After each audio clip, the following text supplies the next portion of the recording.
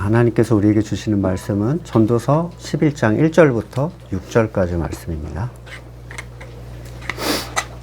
돈이 있으면 무역에 투자하여라. 여러 날 뒤에 너는 이윤을 남길 것이다. 이 세상에서 네가 무슨 재난을 만날지 모르니 투자할 때에는 7이나 8부로 나누어서 하여라. 구름에 물이 가득 차면 비가 되어서 땅 위로 쏟아지는 법. 나무가 남쪽으로나 북쪽으로 쓰러지면 어느 쪽으로 쓰러지든지 쓰러진 그곳에 그대로 있는 법. 바람이 그치기를 기다리다가는 씨를 뿌리지 못한다. 구름이 거치기를 기다리다가는 거두어들이지 못한다. 바람이 다니는 길을 네가 모르듯 임신한 여인의 태에서 아이의 생명이 어떻게 시작하게 되는지 네가 알 수 없듯이 만물의 창조자 하나님이 하시는 일을 너는 알지 못한다. 아침에 씨를 뿌리고 저녁에도 부지런히 일하여라. 어떤 것이 잘 될지, 이것이 잘 될지 저것이 잘 될지 아니면 둘 다 잘 될지를 알 수 없기 때문이다. 아멘.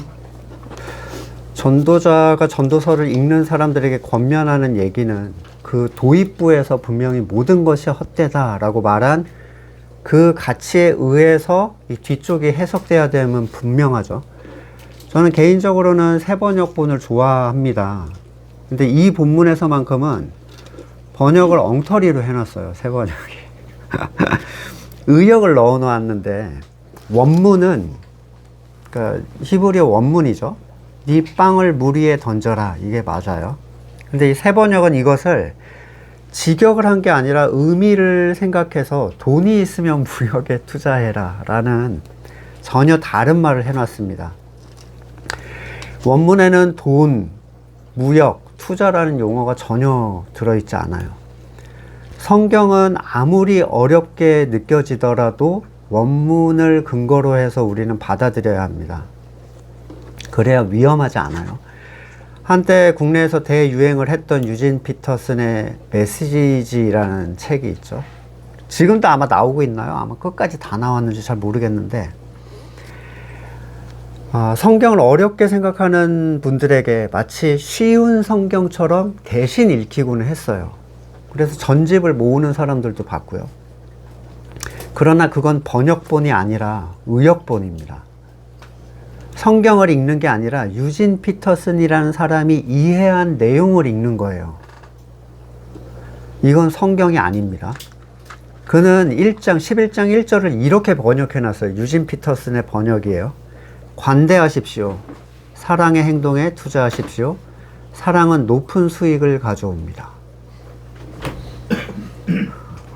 완전 별세개 얘기를 해놨어요. 관대, 사랑 이런 건 다 없는 용어입니다. 높은 수익을 가져온다는 말도 전혀 없죠. 원문을 벗어난 특정인의 그 번역을 거르지 않고 나는 이걸 말씀으로 받아들이겠다라는 건 나는 그와 영적인 운명을 같이 하겠다라는 얘기랑 다를 바가 없습니다. 저는 이런 책이 위험한 책이라고 생각을 하는데 읽기는 편하죠. 네, 그리고 그것을 성경이라고 착각하게 만들어요. 한 토시만 바뀌어도 전혀 다른 의미가 되고 같은 문장이어도 전혀 다르게 해석을 할 수 있는데 성경에 아예 없는 내용을 적은 책에 성경의 권위를 부여해서 나는 이번에 메시지를 일독했다. 이런 얘기는 위험하죠. 집에 있으시면 저는 그냥 버리라고 권하고 싶습니다. 헌책방에 파시든지. 우리가 새번역을 쓰고 있지만 항상 원문의 근거에서 그걸 바르게 번역해 주고 있는가를 살펴야 돼요. 뭐 어떤 이들은 킹 제임스만이 진정한 성경이다. 뭐 이렇게 주장하기도 하는데 다 헛소리죠. 번역본이에요. 그래봤자. 히브리어와 헬라어 원문으로 읽을 게 아니면 우리는 어쩔 수 없이 번역본을 볼 수밖에 없습니다. 그리고 히브리어와 헬라어를 공부해서 내가 그걸 읽는다 해도 그 전문 교수들보다 번역을 잘할 수가 없어요. 어차피 번역을 한번 하긴 해야 되는 거예요. 최소한 신앙의 중심이 되는 복음의 가치를 우리 안에 세우기 전에 그 전까지는 누군가의 도움을 받으실 필요가 있어요. 평신도가 혼자서 원문의 내용을 막 소화해가지고 번역해서 이렇게 하는 건 정말 어렵기 때문입니다. 여튼 왜 무역에 투자하라는 번역이 헛소리인지는 굳이 말을 하지 않아도 사실 다 이해하실 수 있을 거예요. 어떤 이는 진짜 이 본문으로 성경이 무역을 권면하는 게 맞냐고 이렇게 물어오는 사람도 있었어요. 눈을 반짝이면서 물어오더라고요. 남이 수고해서 생산한 물건을 중개하는 거잖아요. 무역이라는 건 일종의 유통이죠. 유통업이 가성비가 최고다. 이걸 지금 성경이 얘기하겠는가? 그 뒤에 본문도 무역에 준해서 분산 투자를 하라고 해놨어요. 이게 도대체 성경을 어떻게 만들어 놓은 겁니까? 이 사람들이. 사실 새번역본에 참 실망하게 되는 부분인데 특정 번역에 너무 기대지 마시고 말을 쉽게 만들어 놓을 수는 있지만 전혀 만약에 다른 소리를 했다 그러면 둘 중에 하나가 완전 딴 소리를 한 거라고 생각하셔야 돼요. 해 아래 모든 것이 헛되고 헛되다라고 말했던 전도자가 너가 돈이 있다면 무역에 투자해라. 중간 유통이 가성비가 최고다. 하지만 몰빵하지 말고 분산 투자를 해서 안전함을 지켜라. 이렇게 얘기를 했을 리가 없죠. 설령 앞에서 말한 전도자의 말을 이해하지 못했다 치더라도 그러면 성경의 온전한 번역이라는 부분에라도 충실해야 할 일인데 이렇게 바꿔놨다는 건 진짜 개풀 뜯어먹는 소리를 넣어놓은 거예요. 그러니까 엄청 이게 무슨 얘기지? 다들 이렇게 얘기하죠. 혹시라도 이 본문을 보시고 유통 쪽으로 나는 가야 되겠다. 말씀에 순종하여 그런 분들은 빨리 접으셔야 됩니다. 또 어떤 이들은 이 본문을 두고 누군가를 돕는 일에 대한 권장이다 이렇게 얘기를 하기도 해요. 떡을 물 위에 던졌으니 누군가가 그걸 먹게 될 것이고 그 선행은 돌고 돌아 나에게 돌아오게 돼 있다. 그러니 여러 사람에게 베풀어라. 뭐 이런 식의 주장입니다. 전도자는 앞에서 사람의 선행과 악행의 결과가 똑같다라고 얘기를 했어요. 세상적으로 착하게 살든 악하게 살든 하나님의 심판대 앞에서 자기 선을 따라 산 것에 대한 책임을 받게 된다고 얘기를 했죠. 이런 의미에서 이것은 세상의 구제나 또는 단순한 선행을 권장하는 말이 아니라는 것도 분명합니다. 앞에서 다 소용없다고 했는데 여기서는 남을 도와주며 살아라 이럴 리가 없잖아요.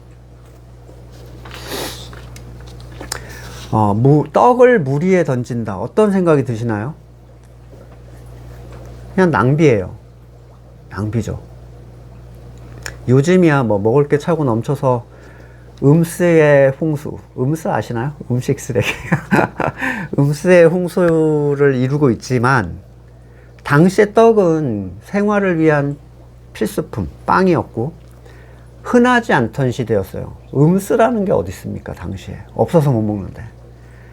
이걸 물 위에 던진다는 건 헛된 행동을 지금 묘사를 하고 있는 거예요. 떡을 물 위에 던진다라는 건 당장 나를 위한 행동이 될 수 없죠. 또 당장 타인을 위한 행동도 될 수가 없어요.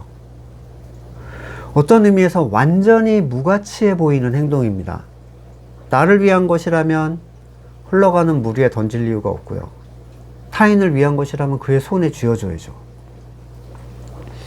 물에 던지면 하루에 있는 누군가가, 배고픈 누군가가 그걸 주워서 먹게 될지 그럴 확률은 거의 없다고 보여요. 그냥 흩어져서 고기밥이 될지 알 수 없는 일입니다. 물 위에 던진다는 건 그 가치의 의도를 내가 주장하지 못하는 상황을 만드는 거예요. 내가 누군가를 이렇게 도와야지. 이런 의도를 전혀 섞을 수 없는 게 물 위에 던지는 행동입니다. 사람은 자신의 가치를 예측할 수 없는 무가치함의 가치를 던지지 않죠. 예를 들어 해 아래 속한 사람이라면 길을 가다가 보도블럭 위에 돈을 올려놓으면 누군가 정말 필요한 사람이 가져가겠지 이러면서 올려놓는 사람은 없죠. 예. 정말 만에 하나 가난한 사람이 그 돈으로 아픈 아이의 약을 살 수 있을지도 몰라도 전혀 의도할 수 없는 행동이잖아요, 그걸.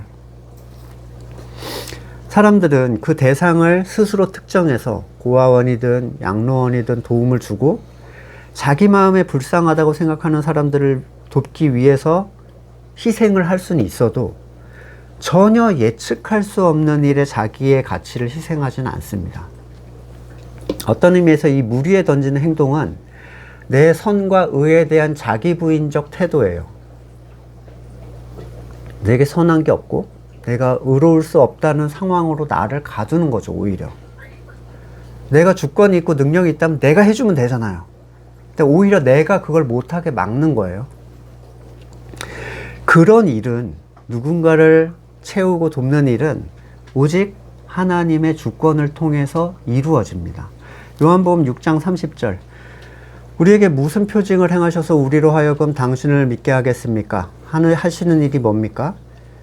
그는 하늘에서 빵을 내려서 그들에게 먹게 하셨다 한 성경 말씀대로 우리 조상들은 광야에서 만나를 먹었습니다. 예수께서 그들에게 대답하셨다. 내가 진정으로 진정으로 너희에게 말한다. 하늘에서 너희에게 빵을 내려주신 이는 모세가 아니다. 하늘에서 참빵을 너희에게 주시는 분은 내 아버지다. 하나님의 빵은 하늘에서 내려와 세상에 생명을 주는 것이다. 그 도움의 대상을 정확하게 특정하고 그것의 정확한 가치가 드러나게 하시는 분은 하나님밖에 안 계세요. 하나님의 주권을 인정한다라고 우리는 얘기하지만 자신이 대상을 특정하고 그에게 선한 가치가 드러날 수 있도록 무언가를 추진하는 데 전혀 망설임이 없습니다. 그래서 조직을 짜고 프로그램 만들고 행사 만들고 그걸 이루기 위해서 사람들을 돌리기 시작하죠.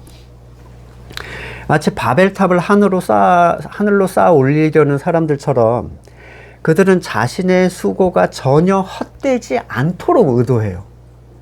이게 사람이에요. 하지만 아무리 높이 쌓아 올려도 먼지 같은 지구의 아주 낮은 탑의 하나일 뿐입니다. 고린도전서 3장 5절, 아볼로는 무엇이고 바울은 무엇입니까? 아볼로와 나는 여러분을 믿게 한 일꾼들이며 주님께서 우리에게 각각 맡겨주신 대로 일했을 뿐입니다. 의도를 자기들이 만들어내지 않았어요. 나는 심고 아볼로는 물을 주었습니다. 그러나 하나님께서는 자라게 하셨습니다. 그러므로 심는 사람이나 물 주는 사람은 아무것도 아니요 자라게 하시는 분은 하나님이십니다. 심고 물을 줬지만 자라게 하시는 분이 손을 대지 않으면 그 수고는 물 위에 던져진 빵처럼 그냥 흘러갑니다. 아무런 결과를 낼 수가 없어요. 그럼에도 불구하고 이게 필요한 것은 물 위에 빵을 던져야만 하나님의 뜻이 있는 그 자라남에 대해서 이건 내가 아니라 하나님이 하신 일이라고 고백을 할 수 있기 때문이에요. 우리는 이와 비슷한 예수님의 요청을 본 적이 있어요. 누가복음 5장 4절, 깊은 데로 나가 그물을 내려서 고기를 잡아라. 시몬이 대답했다. 선생님, 우리가 밤새 애썼으나 아무것도 잡지 못했습니다. 그러나 말씀을 따라 그물을 내리겠습니다. 그리고 그물이 찢어질 정도로 잡은 다음에 베드로가 예수님의 무릎 앞에 이렇게 얘기합니다. 엎드려서, 주님, 나에게서 떠나 주십시오. 나는 죄인입니다. 자, 깊은 데로 가서 그물을 던지는 행동, 이거는 미련한 행동이에요. 어부들에게. 하지만 밤새도록 실패했던 어부 시몬은 그 실패 덕분에 이 물 위에 떡을 던지는 행동에 순종을 할 수가 있었습니다.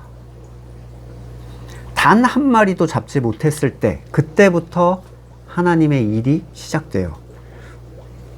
그래야만 하나님께서 하셨다는 진심 어린 고백을 할 수 있기 때문입니다.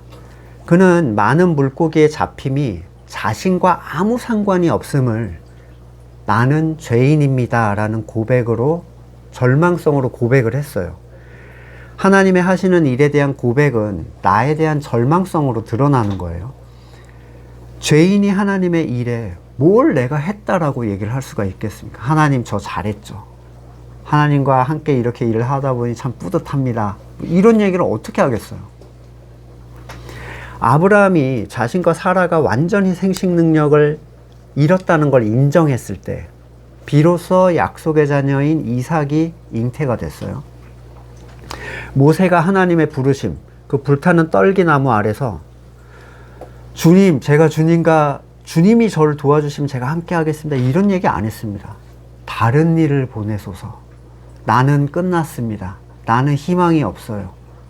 이 절망성만 계속 고백을 합니다. 그 진심인 고백을 했을 때 그때부터 하나님은 그를 통해서 일을 하시기 시작해요.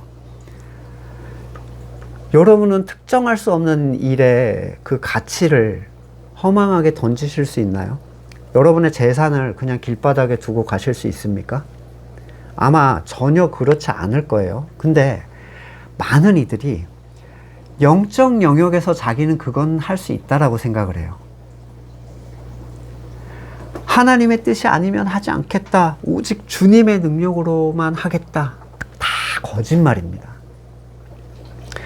그건 의지로 되는 게 아니라 그렇게 만들어 가시는 분의 능력으로 되어지는 일이기 때문입니다.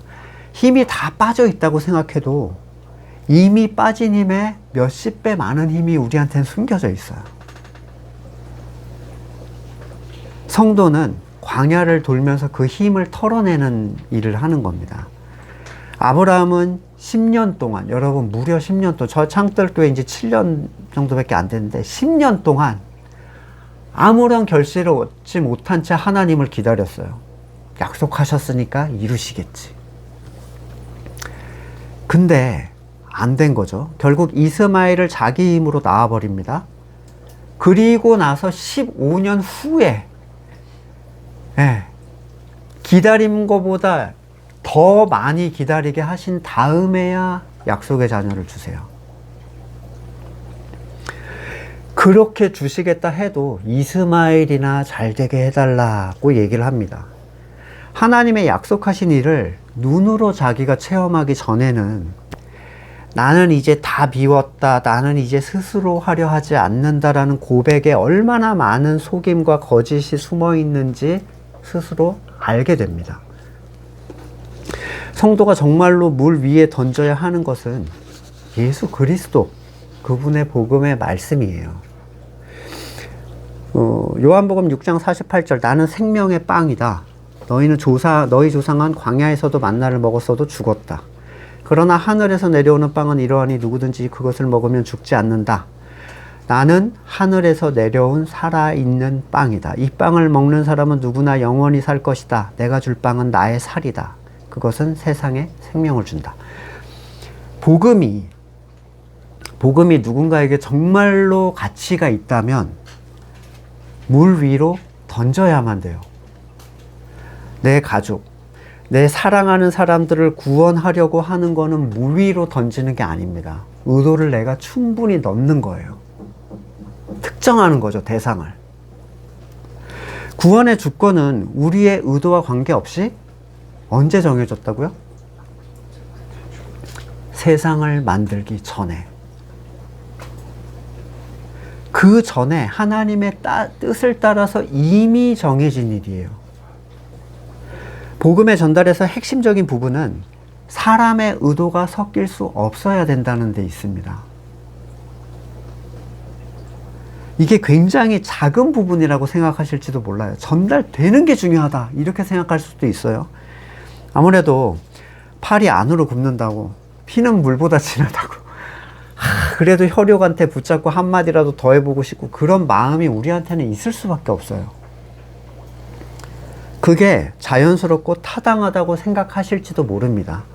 하지만 복음에 내 선이 부여가 되고 내 의도가 들어가기 시작하면 그 일이 하나님의 은혜로 고백되지 않는 결과로 향하게 돼 있어요. 그 일에 부여된 내 힘은 이스마엘이 되어서 오히려 하나님의 뜻으로 난 존재들을 괴롭히는 일을 하게 됩니다.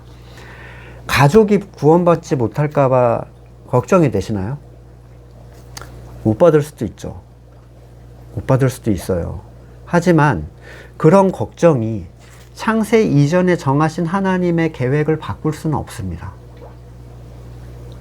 우리도 누군가의 걱정으로 구원받은 사람이 아니에요, 여러분. 내가 내 가족에게 특별히 이 복음에 관해 더 신경을 써주면 그가 구원받는데 유리하겠는가?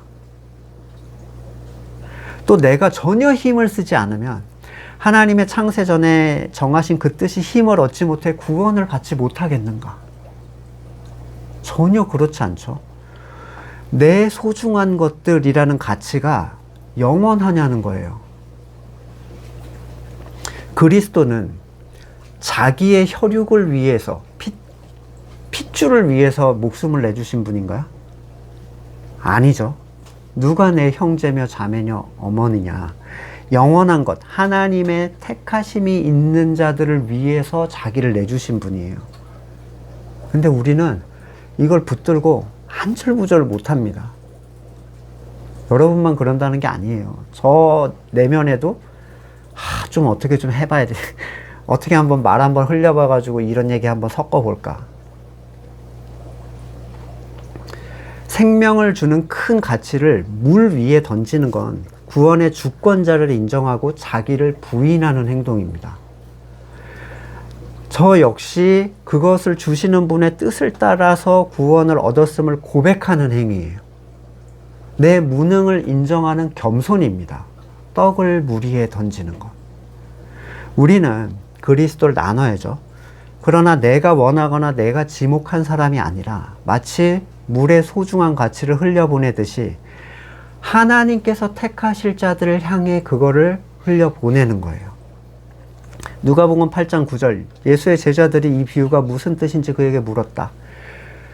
대답하셨다. 너희에게 하나님의 나라의 비밀을 아는 걸 허락해 주셨다. 그러나 다른 사람들에겐 비유로 말하였으니 그들이 보아도 보지 못하고 들어도 깨닫지 못하게 하려는 것이다. 그 뜻의 비유의 뜻은 이러하다.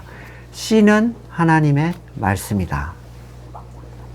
씨 뿌리는 비유를 살펴보시면 예수님께서는 씨가 하나님의 말씀이라고 얘기를 하죠.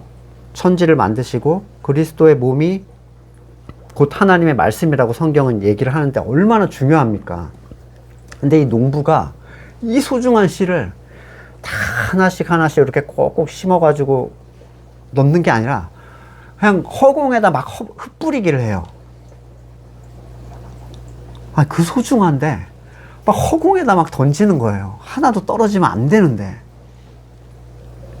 돌밭, 가시덤불, 길가, 그 뿌려진 씨앗의 대부분은 열매를 맺는 그 본연의 목적을 완수하지 못하고 사라집니다. 그 소중한 하나님의 말씀에 대한 결실은 왜 이렇게 적게 거두어지는가? 이것은 하나님의 구원의 주권을 우리한테 분명하게 보여줘요. 말씀 그 자체가 사람을 살리는 게 아니라 하나님의 뜻이 말씀에 작용하여 택하신 사람을 살리는 거예요. 우리는 말씀이 소중하다는 것은 압니다. 근데 그보다 하나님의 뜻이 우선한다는 걸 간과해요. 그래서 내가 사랑하는 자들에게 말씀을 꾸역꾸역 먹이려고 합니다. 하지만 말씀이 누군가를 살리는 게 아니에요. 얼마나 많은 사람들이 말씀을 읽고 들어왔습니까? 하지만 살아나는 사람들은 오직 하나님의 뜻이 그에게 있었던 사람들 뿐이었어요. 불특정 다수를 향해 허공에 뿌려지는 그 말씀과 열매 맺지 못하는 말씀들을 볼 때 우리가 분명하게 알아야 하는 것은 하나님의 뜻이 있는 자들에게만 그 말씀이 힘을 발한다는 사실, 곧 구원의 주권은 오직 하나님께만 있다는 사실입니다. 누가복음 10장 30절, 예수께서 대답하셨다. 어떤 사람이 예루살렘에서 여리고로 내려가다가 강도들을 만났다. 강도들이 그 옷을 벗기고 때려서 거의 죽게 된 채로 버려두고 갔다. 강도 만난 사람은 사탄에게 모든 것을 빼앗겨서 죽게 된 사람이에요. 죽은 거나 다름없는 사람이죠. 31절에 마침 어떤 제사장은 그 사람을 보고 피해갔고요. 레위인도 그곳에 이르러 사람을 보고 피해갑니다. 유대인들은 율법에 근거하여 자기의 거룩을 스스로 유지해야만 했던 사람들이기 때문에 몸에서 피를 흘리고 있는 정체불명의 사람에게 다가갈 이유가 없었어요. 그러면 내가 만들어 놓은 거룩이 깨지거든요. 그에게 다가간다는 것은 허비예요, 허비. 내가 만들어 놓은 거룩에 대한 허비라고요. 33절 그러나 어떤 사마리아 사람은 길을 가다가 그 사람이 있는 곳에 이르러 측은한 마음이 들어서 가까이 가서 상처에 올리브 기름과 포도주를 붓고 싸맨 다음에 짐승에 태워서 여관으로 데리고 가서 돌봐주었다. 2데나리온을 다음날 건네며 여관 주인에게 주고 이 사람을 돌봐주십시오. 비용이 더 들면 돌아오는 길에 더 드리겠습니다. 자, 이 사마리아인이 이렇게 할 수 있었던 이유는 그가 율법에서 제외된 사람이었기 때문이에요. 사마리아인은 유대인에게 있어서 이미 버림받은 자였습니다. 너네는 율법하고는 상관이 없어가 된 피가 섞인 사람들. 그들은 자기가 가진 가치, 올리브 기름과 포도주로 그를 싸매고 자기 짐승에 태워 여관에 데려가 돌봐주고 2데나리온을 맡겨놓고 필요하면 더 주겠다라는 약속까지 하고 여관 주인에게 부탁을 하고 사라져요. 그에게 남은 건 빵을 물 위에 던질 것 같은 헛된 소비입니다. 강도 만난 자가 감사의 인사나 사례를 하지도 못했죠. 정신도 못 차리고 있으니까. 자기의 연락처를 남겨둔 것도 아니고 둘은 다시 못 만났을 수도 있어요. 근데 예수님은 이 얘기를 하신 이유가 누가 우리의 이웃입니까? 라는 질문에 갑자기 이 얘기를 하셨거든요. 그리고 이렇게 반문을 하세요. 이 세 사람 가운데 누가 강도 만난 사람에게 이웃이 되어 주었다고 생각하냐? 그가 대답했다. 자비를 베푼 사람입니다. 예수께서 그에게 말씀하셨다. 너 가서 너도 이와 같이 하여라. 이 본문이 그냥 빈민구제로 바뀌어버렸죠. 자, 신약적 가치에서 누군가 완전히 털린 그 영혼, 그걸 돌보며 그에게 정성을 베푸는 일은 오직 참된 이웃만이 할 수 있는 일이에요. 거룩한 낭비를 하는 성도는 아무에게나 이웃이 돼줄 수가 없습니다. 이 말은 아무에게나 이런 도움을 우리가 끼쳐줄 수가 없다는 거예요. 보세요. 자기가 본다고 하는데 의원이 필요 없잖아요. 내가 강도 만난 적이 없다는데 어떻게 싸매주고 어떻게 도와줘요? 내 양은 내 음성을 듣는다고 하신 주님의 말씀처럼 말씀이 영향을 끼치는 존재들은 말씀을 들은 모든 사람이 아니었습니다. 강도 만난 형제를 만나는 일도 흔치는 않아요. 쓰러진 사람 한 명 만나봤으면 좋겠죠. 그에게 도움을 끼치고 싶은 강렬한 열망이 있잖아요. 근데 그 비슷한 존재를 여러분이 만나셨다 하더라도 때로 길에 떨어진 씨앗처럼 아무런 효과를 보지 못할 수도 있고요. 싹이 터서 엄청 기대를 가지고 있지만 어느새 죽어버릴 수도 있습니다. 굉장히 많이 봤어요. 맞는 거 아니야 라는 기대감을 가졌을 때 아니었구나 라는 절망감으로 바뀌는 거. 고린도후서 2장 14절 그러나 그리스도의 개선 행렬에 언제나 우리를 참가시키시고 이분은 언제나 참가시키시는 분이에요. 특정 날이 아니라. 그리스도를 아는 지식의 향기가 어디에서나 우리를 통하여 풍기게 하시는 하나님께 감사를 드립니다. 우리는 구원을 얻는 사람들 가운데서나 멸망을 당하는 사람들 가운데서나 하나님께 바치는 그리스도의 향기입니다. 그러나 멸망을 당하는 사람들에겐 죽음에 이르게 하는 죽음의 냄새가 되고 구원을 얻는 사람들에게는 생명에 이르게 하는 생명의 향기가 됩니다. 이런 일을 누가 감당할 수 있겠습니까? 성도밖에 없어요. 우리가 전하거나 주장하는 말 때문이 아니라 존재 자체로 누군가에게는 생명으로 다른 누군가에게는 죽음으로 여겨지게 하는 존재들이에요. 그에게 사망의 향기를 막 피우려고 너 그러다 지옥 가 이런 얘기 하실 필요 없어요. 그냥 여러분이 가진 가치관과 여러분이 가진 생각을 대화를 하다 보면 그 사람은 공포에 질리게 됩니다. 겁을 주려고 한 얘기가 아니에요. 근데 그 사람은 굉장히 싫어해요. 우리 향기는 향을 의도하지 않죠. 그냥 가는 데에서 나는 거예요. 거기서. 근데 택하신 자가 누구인지 우리는 알 수 없잖아요. 그렇기 때문에 우리가 그 존재를 스스로 판별해서 우리가 관리를 하려고 하기 시작하면 그 구원에 대한 주권을 우리가 어느새 가져와서 내가 하는 일이 되기 시작합니다. 그리고 때로는 택하신 자를 거부할 수도 있어요. 제한적인 우리의 시선으로. 만약에 거듭나기 전의 나를 생각해 보세요. 과거에 여러분들의 거듭나기 전의 삶이 있죠. 거듭나기 전의 나를 딱 봤어요. 내가 지금 걔를 본 거예요. 그리고 지금의 내가 그에게 복음을 전하고 싶은 마음이 들겠는가를 생각해 보세요. 한마디도 못 꺼낼 것 같아요. 저는 쟤는 진짜 노다이. 쟤랑 말을 섞었다가는 험한 꼴을 당하겠다. 진짜 본전도 못 찾겠구나. 한마디도 안 꺼낼 것 같아요. 여러분도 생각해 보세요. 여러분이 완전히 세상에 있으셨거나 또는 완전히 율법에 속해 있던 시절의 모습이라면 과연 그에게 가서 복음의 얘기를 꺼내볼 수 있겠는가?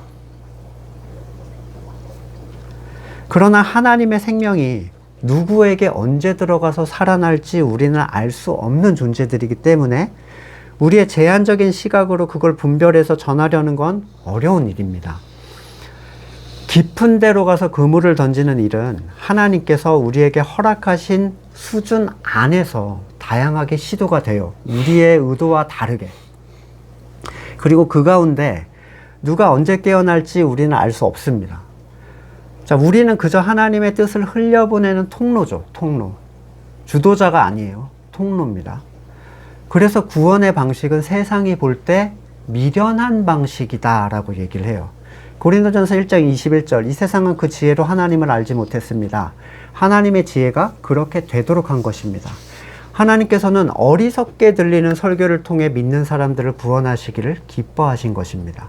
본문을 잘 보시면 어리석게 들리는 설교라는 하나님의 방식은 믿지 않는 사람들을 구원하는 방식이 아니라 믿는 사람들을 구원하는 방식이에요. 그럼에도 불구하고 우리는 누가 믿을 사람인지를 분명하게 알고 전할 수가 없습니다. 다만 말씀이 그에게 먹히고 그가 소화를 해서 자라나는가를 기대할 뿐이에요. 하나님의 손길을 기대하는 거죠, 그에게. 하나님의 말씀으로 살아난 성도들에게 말씀의 가치는 참 중요합니다. 그걸 헛되이 물에 던져서는 안 될 것처럼 생각이 되지만 사실 헛되이 던져지는 건 말씀이 아니라 의에 대한 우리의 주권이에요. 말씀을 헛되게 던지라는 얘기가 아니라 네 의도, 네 선, 네 의를 던지란 얘기입니다. 하나님의 말씀은 절대로 헛되이 떨어지지 않습니다.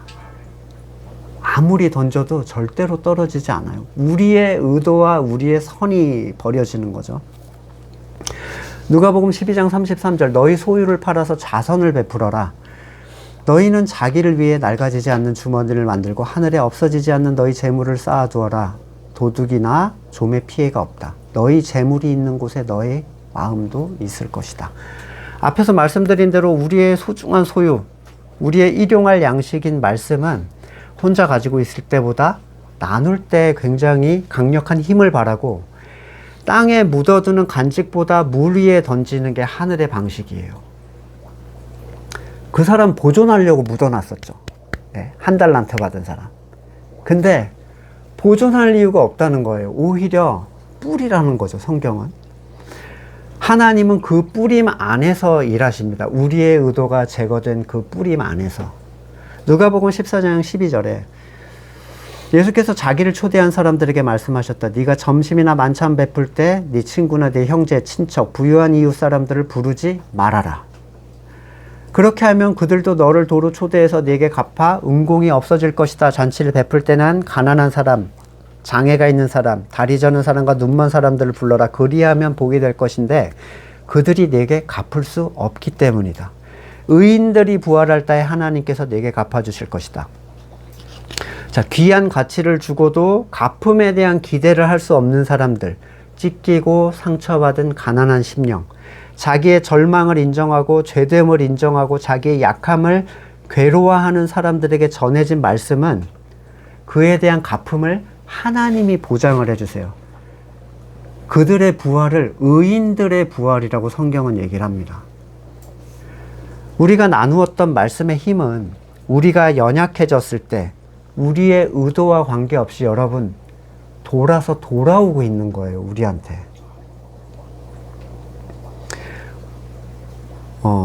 3, 4절 보시면 6절까지가 사실 다 같은 얘기예요. 필연적으로 일어나는 일에 대해 우리가 바꿀 수 있는 게 없다라고 얘기를 하고 있죠. 하나님께서 누군가를 구원하기로 결정하셨다면 그 일은 하나님의 때에 반드시 일어나고 우리는 우리의 의도가 섞일 수 없는 하나님의 하신 일을 보고 기뻐할 뿐 그 일에 대한 나의 노력의 결과로 뭘 만족하는 게 아니에요. 우리는 하나님의 때와 방식에 대해서 어떤 것도 바꿀 수 없는 그냥 받아들이는 존재들일 뿐입니다. 나무가 쓰러지면 그 상태로 있는 것처럼. 따라서 하나님의 일에 대하여 외적으로 내 마음에 합한 적당한 때를 찾는 거는 사실 좀 미련한 행동이에요. 우리가 눈으로 그걸 판단할 수 없어요. 요때쯤에 딱 말씀을 던져주면 효과가 있을 것이다. 이런 것들 있잖아요. 요한복음 4장 35절. 너희는 넉 달이 지나야 추수가 된다고 하지 않느냐? 그러나 나는 너희에게 말한다. 예수님이 보는 시각은 달라요. 밭을 보아라. 이미 곡식이 익어서 거둘 때가 됐다. 추수하는 사람들은 품삯을 받으며 영생에 이르는 열매를 거두어 드린다. 그리하면 씨 뿌리는 사람과 추수하는 사람이 함께 기뻐할 것이다. 우리는 못 봐도 머리 대신 예수님은 보신다는 거예요. 그러니까 그걸 내가 보고 판단하려고 하지 말라는 거예요. 나 개인적으로 물 위에 떡을 던질 적당한 타이밍을 기다릴 필요가 없습니다. 그것은 그냥 날마다 하는 일 중에 하나일 뿐이에요. 씨를 뿌리고 추수하는 것은 해야만 하기에 날씨와 관계없이 실행을 해야죠. 톡방의 나눔도 여러분 때를 기다리시지 말고 쌓아놓지 말고 그 말씀에 감동을 주셨을 때 그냥 푸세요. 예? 너무 늦은 시간이라서 민폐가 되지 괜찮아요. 어차피 그거 다 볼 사람이 봅니다. 예, 그때 누군가에게 필요할지 어떻게 알겠어요, 우리가. 날마다 자기를 부인하고 자기 십자가를 지라고 하신 주님의 말씀처럼 우리는 자기 부인의 한 장으로서 이 물 위에 떡을 던지는 일을 하는 거예요. 지나가다 기회가 주어지는 대로 그 일을 하지만 그 일에 대한 하나님의 뜻을 기다릴 뿐 내 선을 따른 결과를 추구하거나 기다리지 않습니다. 그래야 하나님이 하셨다라고 고백을 하는 거예요. 5, 6절에서 이걸 더 분명하게 설명하는데 바람의 길을 모르듯 임신한 여인에게서 어떻게 아이가 시작되는지 모르는 것처럼 하나님의 하시는 일을 우리는 알 수 없다. 이 얘기를 하고 싶은 겁니다. 우리는 하나님의 하시는 일에 속한 사람들이에요. 지체로. 그러니까 그걸 의도하거나 네가 계획하지 말라는 거죠. 불가능하다면 알려고 하는 건 미련한 행동입니다. 하나님의 하시는 일의 핵심은 구속사예요. 어떻게 구원을 이루시는가? 어떻게 사람을 구원하시는가? 베드로전서 1장 12절. 예언자들이 자기가 섬긴 그 일들이 자기를 위한 것이 아니라 여러분을 위한 것임을 계시로 알게 되었습니다. 그 일은 하늘로부터 보내주신 성령을 힘입어 여러분에게 복음을 전한 사람들이 이제 여러분에게 선포한 것입니다. 그 일들은 천사들도 보고 싶어 하는 것입니다. 천사들도 몰라요. 기대하고 있어요. 의도할 수가 없어요. 물 위에 떡을 던지는 일의 결과는요, 천사들도 보고 싶어 하는 거라고요. 이게 어떻게 도대체 하나님이 이걸 구원을 이루어 가실까? 그러니 우리는 이 일이 어떻게 돌아갈지 예측할 수 없고 예측할 필요도 없습니다. 10년이 더 넘어서 만나게 된 분들을 볼 때, 또 우연히 만난 20년의 어떠한 이런 이 관계들을 볼 때 하나님께서 하시는 일에 대한 절대성을 저는 인정하지 않을 수가 없어요. 그 안에서, 그 시간 안에서 그분들은 그분들대로, 저는 저대로의 만들어 가심과 또 다시 만나게 하심, 이 모든 일들을 생각할 때 하나님의 구원에 대한 영역은 우리는 아무것도 예측할 수 없고 그러기 때문에 의도할 수 없습니다. 우리는 그저 씨를 뿌리는 자로서 말씀을 뿌립니다. 우리의 선을 따른 의도를 제거하고 내게 주신 가치를 기회가 주어질 때마다 뿌립니다. 어떤 것이 잘 될지 알 수 없죠. 다만 자라게 하시는 분께서 열매 맺게 하시는 걸 바라보게 된다면 비로소 이 일은 하나님께서 하셨다라고 고백할 수밖에 없을 거예요. 말씀을 놓고 같이 잠깐 기도하겠습니다. 우리가 제거해야 될 것들, 이 귀한 말씀의 가치에서 우리의 의도, 우리의 계획, 우리의 특별한 사랑, 이것들이 아니라 정말 허공에 던지듯이 뿌려질 때 하나님의 말씀은 단 하나도 헛되게 떨어지지 않을 거예요. 네, 같이 잠깐 기도하시고 제가 기도하고 마치겠습니다. 사람의 것이 섞이지 않은 온전한 하나님의 계획과 뜻으로 구원을 얻었지만 그 소중한 것에 자꾸 사람의 것을 섞으려는 우리의 완악함과 교만함을 봅니다. 날마다 하늘을 향해 말씀을 흩뿌리는 자들이 되기를 원합니다. 우리의 떡을 던지며 거기에서 이루어진 하나님의 뜻을 찬양할 수 있는 우리가 되도록 은혜를 베풀어 주시옵소서. 이제는 우리 구주 예수 그리스도의 은혜와 하나님의 사랑과 성령의 규제케 하심이 그리스도의 지체된 자로서 다만 흘려보내는 통로가 되기를 소망하는 우리 성도들과 그의 삶의 자리 가운데 지금으로부터 영원까지 함께 하시기를 간절히 축원드립니다. 아멘.